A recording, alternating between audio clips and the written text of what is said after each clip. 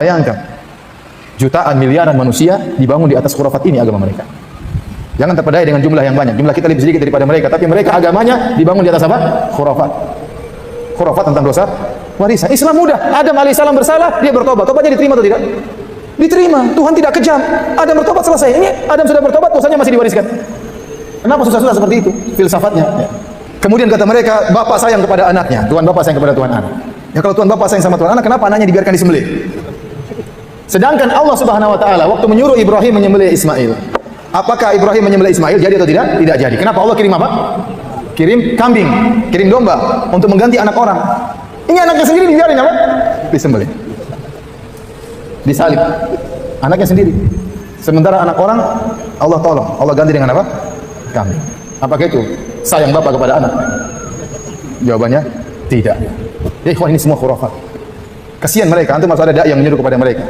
Saudara-saudara kita yang masih terjerumus dalam khurafat seperti ini, harus ada dai yang menjelaskan kepada mereka ini khurafat yang menyebabkan mereka terjebak dengan pemikiran seperti ini ya. Timbul pertanyaan, dari mana ini semua datang?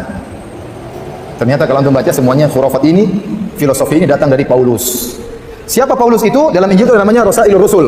Ada risalahnya Paulus, surat-surat Paulus yang Paulus tulis. Siapa Paulus ini? Paulus ini bukan muridnya Nabi Isa, bukan juga murid-muridnya Nabi Isa. Dia bukan sahabat, dia bukan juga tabi'in, paham?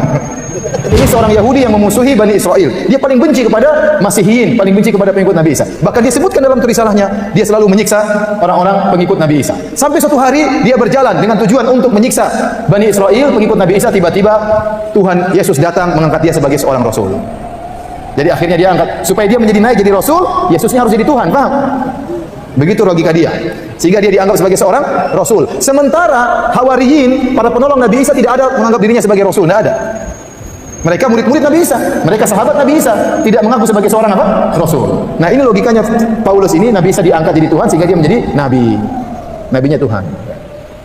Dan aneh, baru ada sejarah nabi seperti ini. Antum baca seluruh sejarah nabi, dari Nabi Adam sampai Nabi Muhammad SAW. Apakah ada nabi asal muasalnya penjahat kemudian tiba-tiba jadi nabi? Nggak ada. Paulus ini sedang penjahat ya. Dia ingin suka membunuh orang pengikut Nabi. Dia sebutkan sini dalam Injil, dia sebutin. Dan dia sedang berjalan ingin menyiksa Bani Israel, tiba-tiba diangkat menjadi Tuhan. Tidak ada sejarah seperti ini. Ya. Allah menyebut tentang Nabi Yusuf, Allah angkat jadi nabi. Kenapa? Dia dahulu adalah orang yang baik.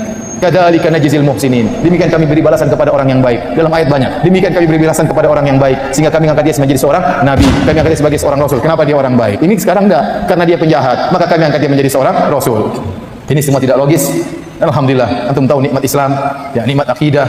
Antum tidak menyembah manusia, antum tidak menyembah nabi, antum tidak menyembah malaikat, antum tidak menyembah jin. Yang antum sembah adalah pencipta alam semesta. Maka kita bersyukur kepada Allah Subhanahu wa taala di atas nikmat Islam.